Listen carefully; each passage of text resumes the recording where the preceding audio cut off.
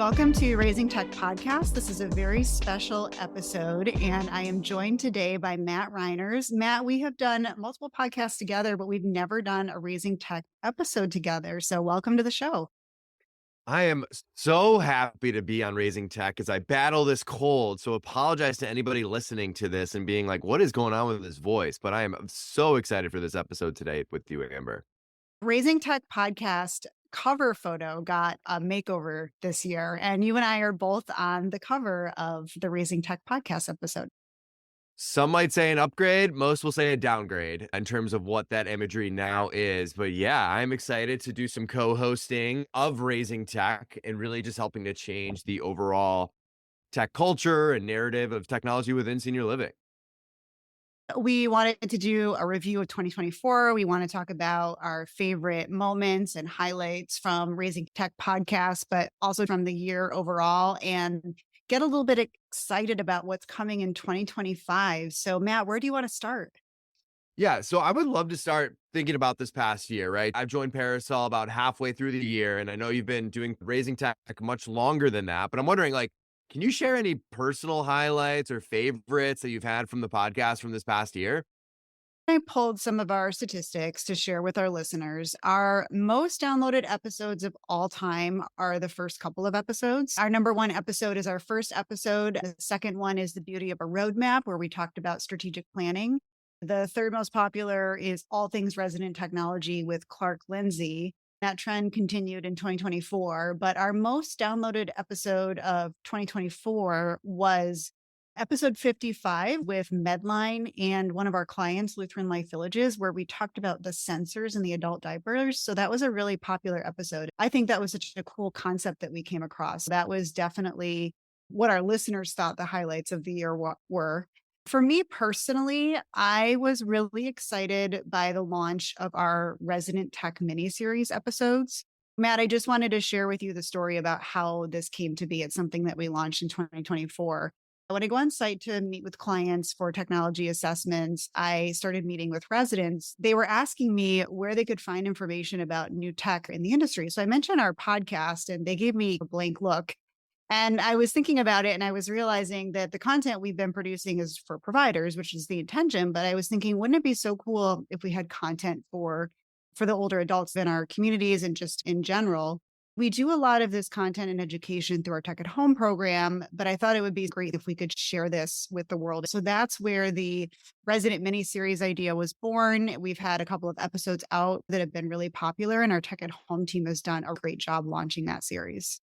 Yeah, it's been really cool to see that. I've actually learned a lot from watching those, whether getting better of using my iPhone or some of the other stuff. Since I've joined, this idea of supporting resident technology continues to be front and center. It's been awesome to see, and I know we're going to be putting more into that so people can take free resources, give it to their residents to really help maximize their technology utilization because, it's inevitable. It's coming more so every single year. Yeah. If you are listening and you weren't aware of that episode series, it's also on YouTube so that it can be watched as well with some tips and tricks with things like how to use your iPhone or cybersecurity protection from scams and things like that. So really excited that that's out there in the world now. Yeah. And I know with that too, we're turning into some YouTube shorts for some of those shorter clips. So people like me with their attention span of a squirrel can actually pay attention to those. Super excited to have that making it happen here. My favorite episodes on the provider side were definitely the episode we did with Bear Robotics, episode 57. That one was the second one we've done with Bear Robotics, but I really like that episode because we talk about myth busters. So, what are the myths about bringing robotics into your community, and what's the true story behind some of those fears and myths? We also get really into the nitty gritty about how do you actually modify or change your operations to accommodate robotics. Robotics is a workforce issue. A lot of people have fear around it or think it's going to detract from the customer service experience. So, I thought that was a really nice practical guide for the impact robotics can actually have. I really liked the Amba episode as well because Amba is doing innovative things with the future of care. I think we're going to start to see more and more interest and use of these types of sensors and monitoring devices. Yeah, I would have to agree. Ambo is definitely one of my top 3, and where they really hit it on the head, and I think what we're kind of continuing to see this more of a threat is just this idea of integration between platforms, right? Like, from my understanding, for them, they could take any platform, get it into their system, and make sure everything works together. A couple of my favorite episodes, so you had mentioned it was our most popular one this year, was definitely the one with Medline and one of our partners in Lutheran Life and how they're using it. And I love those stories where we can talk to the vendor about what the product or service is, how it's being used, kind of the vision for it, and then talking to the provider and how they're actually incorporating it and using it in day to day. Any favorites would be ones that I hosted, of course, because I love listening to my own voice. No, I'm just kidding. I think there's a lot of awesome, awesome content in this past year, and really excited for what 2025 has in store for our guests as well. I just want to comment that I do think the content of our podcast this year has been next level. I think we've gotten into a lot of conversations, not just about the tech that the vendors are representing, but how do these vendors see the tech landscape changing? How do they see their technology changing processes and the way that things are happening in senior living? We did a couple of podcasts with companies that do virtual tour software, for example. We spent a lot of time talking about what does the future of sales and marketing look like, and how is that going to evolve and be different over the next 5 to 10 years. So I really enjoyed all the episodes and all the guests that we've had on. And I think that it's really great to start having these thought provoking conversations, not just about what's this vendor and what do they do, but how are they actually impacting and changing the tech landscape and the way that senior living communities do business. Yeah, I would agree. And I think too, what's been nice about the episodes this year is diving deeper into some of these topics that everybody wants to learn about. Even just our most recent episode was all about AI. And I will say, I think we've gone about 10 minutes now in the first mention of AI. So we're crushing it. But really just diving deeper into these topics that we're all curious about and want to learn more about. And that, giving it into you in a digestible way where you can listen, whether it's working out or walking. That's where I typically get my podcasts in. I like to cook when I listen to podcasts or drive. Hold that thought on AI because I want to circle back to that when we talk about what we're excited about in 2025. But before we get there, let's talk about other highlights from 2024. You had a big moment. You joined Parasol Alliance in 2024. I want to hear from you. What are your impressions, thoughts? What gets you the most excited? Spill the tea for me on what your experience has been like. Ooh, spill the tea. Yeah, happy to share. So, as I took the summer off and was kind of exploring opportunities out there in the world, right? Of what I wanted to be my next career, my next calling, talk to a bunch of vendor companies out there, right? Technology vendors. They're all struggling with the same thing in terms of working with these communities, whether it was implementation, just making sure the technology was successful. Because I think we all understand that technology can help to bridge that gap between staffing challenges and this quality of care that we all expect to have. And in these conversations, I just kept coming back to our friendship and relationship over the years, Amber, and all the stuff that Parasol was doing. And found this new calling of trying to change the technology culture within senior living and doing what I can to help to amplify that. And I think joining Parasol, there's always a hesitation and it's a courting process from both sides. I know Parasol prides itself on its culture. I feel like every company I talked to did that. But joining here, it's been really cool to see the intentionality behind it. You can systemize it to a point, but then also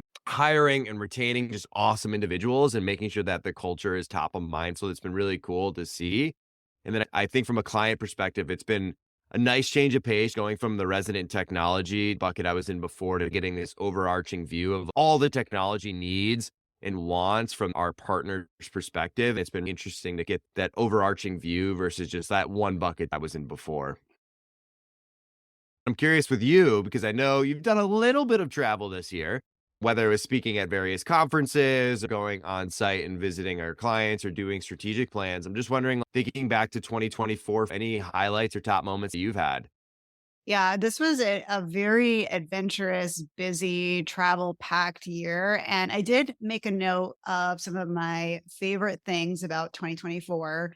So, top of the list is actually all thanks to you, Matt, and to Amanda on our blue jackets at National Leading Age. So, for those who saw us there, you guys came up with the idea to wear those shiny blue jackets. We were recognizable. Everyone commented on it. Even when we were walking down the streets of Nashville, I was like, why is everyone looking at me? And I was like, oh, it's the jackets. That was huge. And that was really fun. I also got to ride a mechanical bull for the first time, which I've always wanted to do. As far as client visits, I traveled so much this year. I think I checked and I've been on something like 70 flights this year. So that's a mix of visiting client locations as well as speaking engagements. So I spoke at a lot of conferences this year. I'm not sure the exact number, but I believe it's close to 20.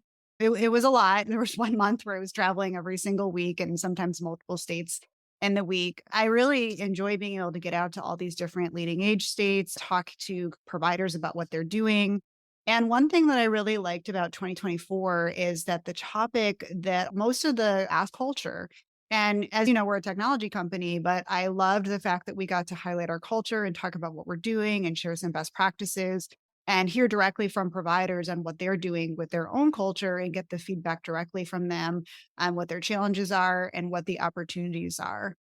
A couple of other highlights. We do an annual theme every year, and our annual theme this year was Year of Greg, which was really, really wonderful. It was something our staff really enjoyed. Greg Funk is our director of support. When we were trying to pick in 2023 what our theme for 2024 would be, we decided we just wanted to do more of what we already do really well. And so let's pick someone on our team who really epitomizes the values, integrity, and customer service that we want to provide at Parasol. We did an annual launch. Everyone got a t shirt with Greg's face on it, and we had everybody open their gift at the same time. These t-shirts are available on our website, and our swag store is a limited edition if anybody wants to get their own Euro Greg t-shirt. We won many workplace awards, continuing our trends. I believe we're at 28 workplace awards. I got to go to the ARCO conference in London, so that was a big highlight. It was the first time I've ever attended a conference in another country. And I really learned a lot. There was a lot of other countries there as well, besides just the UK. So there was representatives from Aging Asia. So I got to hear about what they're doing with tech, especially with robots in Japan, Singapore, and China. There were New Zealand providers there. There was someone from Canada. She's going to be on our podcast in 2025. That was a great experience. And then the last thing I want to mention is our AI white paper. And we'll talk more about AI in terms of what we're looking at for 2025.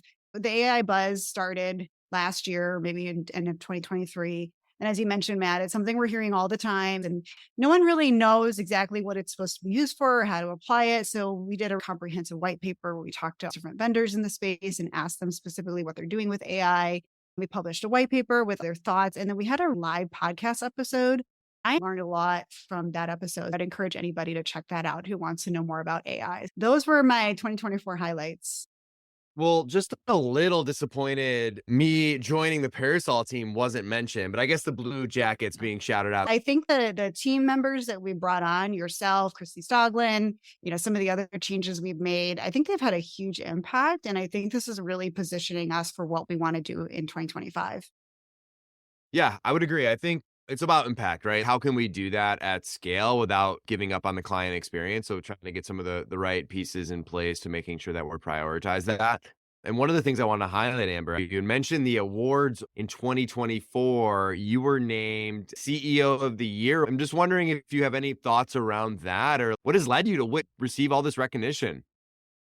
I think it's a recognition of our culture and the trust that our employees have in our leadership team. As you mentioned earlier, when you were researching different organizations to join, a lot of companies talk about their culture. We really live that. My goal has always been to have the happiest IT company on earth. And we really live that day to day. It's a reflection of our staff feeling that love. Yeah, I would agree. During our recording process, I think what convinced me is that when I went to visit you outside of Chicago, we sat in traffic for 90 minutes to get Chinese food downtown. Any CEO that can do that is someone I can ride with. It wasn't just any Chinese food. It was really It good. was definite go for anybody who is familiar, one of the top restaurants in Chicago. It was fantastic. I will say it was a blessing and a curse. Blessing that it was delicious, curse that I keep comparing everything I have to it and nothing can live up to it. This is why I'll never fly first class, just because Ah, that will always be the bar that I set for anything. that is true. It's hard to go back. Yeah, and when I think of 2024, definitely joining Parasol. That was a huge win, over 90 days in now, and can confidently say I made the right choice in terms of everything. Also, a personal highlight, getting a better understanding of all the technology needs in these partner communities. Like, what are their day-to-day struggles look like? How are technology vendors coming in and helping that? And, I go back to when I was just this resident tech guy. and always be like surprised when, people wouldn't get back to me or technology wasn't successful in implementation. Made it clear about technology culture and what that looks like. I've talked with CEOs that believe in a technology first, and those are the communities that are successful with it. And it really starts from the top. And it was just a great reminder to me of, how can these communities be successful? Starts with that leadership team and how are they thinking and implementing technology themselves. As we look into the future here, what are you most excited about? What do you want to share with the people here, Amber? Well, I think the thing I'm most excited about is just continuing to do what we do and to do it well and to do it at a bigger scale. I think that what's unique about Parasol Alliance is the way that we help our clients build a foundation. There's so much new and exciting innovation and all these things that people want to do and implement and they're excited about, but you have to build your foundation first. And I think that's where we can really help the industry to figure out, where they want to go, but then how to get there step by step. And so, just continuing to do that on a broader scale as we move into January, we're about to have a couple of new clients come on board. We're going to be expanding our geographic region, which I'm excited about. We started working on some client focus groups at the end of 2024. I'm really excited to continue that in 2025 with yourself and Christy getting on site with our clients and spending half a day with them in a workshop to really understand what their day to day is like and how we can help them. I'll be going to London in March. So I'm actually already all booked up with travel through the end of March for conferences and client visits. I get to go back to London to work with one of the largest providers in the UK in March. So that's really exciting. And I'm also really excited about some of the episodes that we have lined up. And I want you to speak about this, Matt. We know the number one thing we're hearing from our clients is AI and falls prevention and falls management. And that's what they want to hear about. We have done podcasts on this before, but the idea that you have and how to present some of this information and data next year is really exciting. When it gets down to it, people hear these terms and hear about this technology, but they don't really know what it means or how to actually use it day to day. Let's tell our audience a little bit about how some of our 2025 episodes and content will look. Oh, Yeah. When I think of 2025, I'm just really excited because it's your mention of the client focus groups. It was awesome to visit some of our clients and hear, what are they wanting to learn more about, right? You had mentioned AI, you had mentioned fall detection. I know there's some other stuff that have popped up in those conversations as well. And really what we want to do is give those resources to people for free. We just want to make sure that your knowledge base of what's happening with technology innovations and specific things is met. Some of the stuff we'll do is building out a partner library, showcasing the various technologies, how they operate, and how you get in touch with them. Also, something that we've dubbed the Senior Living Technology Fight Club. Granted, the first rule of Fight Club is you can't talk about it, but we are going to talk about it. Basically, what we're going to be doing is bringing on various leaders in the fall detection space to give a quick overview about their service, their company, their team, what's their vision, in this way, we can give easy digest webinars, whether 30 to 60 minutes of all the fault detection companies that we think you should know about. So it's one-stop shopping to get all the information that you would need. And then from there, giving you the resources to start engaging in conversations with these companies or start working with them or doing the own research that you might need to do for them as well. so there's a lot to look forward to in 2025 and make sure you follow us on all of our platforms to get access to this information and to be notified when it comes out. Is there anything else in 2025 that you're really looking forward to, Matt? Yeah, I think in 2025, the biggest opportunity is in industries. We continue to hear this buzzword around AI, right? And I feel like every day I get a new email that just says AI, but doesn't really go into details on how it actually works. But I think we're going to continue to see use cases of how people in senior living communities are using AI to be more effective, to be more efficient. I think we're going to continue to flesh that out of what that can actually look like. I know we've got the AI white paper that we've done this last year, but we've got some awesome interviews coming up with people and talking about real world examples of how they're using it in their communities today. So I'm very excited about that. I'm also excited about the idea of security. I think it's top of mind for everybody out there and like really bringing in some cybersecurity experts, getting their take on it. How can we best set ourselves up for protection, not only of our staff, but of our residents and all of that information? Because, internet can be a scary place, right? I know my identity's been hacked a few times. Other things have happened to me personally, and making sure that people have got the right tools and the right knowledge to be a little bit better than they were yesterday. So really excited for some of the things coming down the pipe here on that. Yeah, security and AI, and I think falls detection, falls management are definitely the top 3 biggest.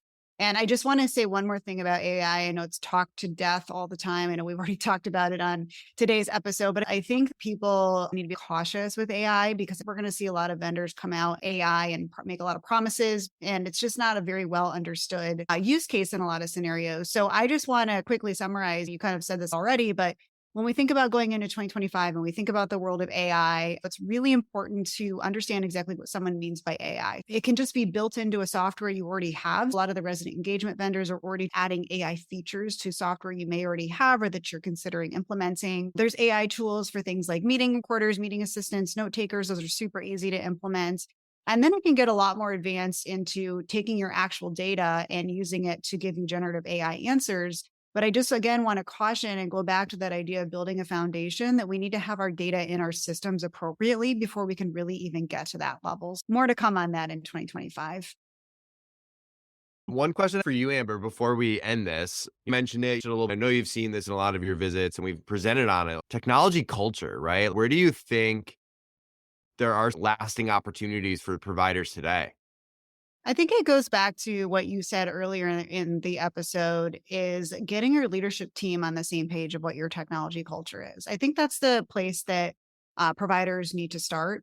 Technology is coming, it's here. I've been saying for many years that technology is going to be a game changer and a differentiator and a competitive difference of who decides to move into what community based on the tech that you have. And I think we're actually going to finally start to see that happen. Your leadership team has to be on the same page about how you're going to prepare for that and what you're going to do to respond. Yeah, I think with that leadership team, there's probably an opportunity of just talking to one another, right? Of like what technology initiatives you're thinking about or wanting to do just to make sure that everybody's aligned. Too many times I've heard people making technology decisions in a silo and it's impacting other teams, whether in that department or community. Talk to other people about what you're thinking about or what you want to implement. They might have familiarity with it or other thoughts, making sure that you're set up for success in the short, mid, and long term.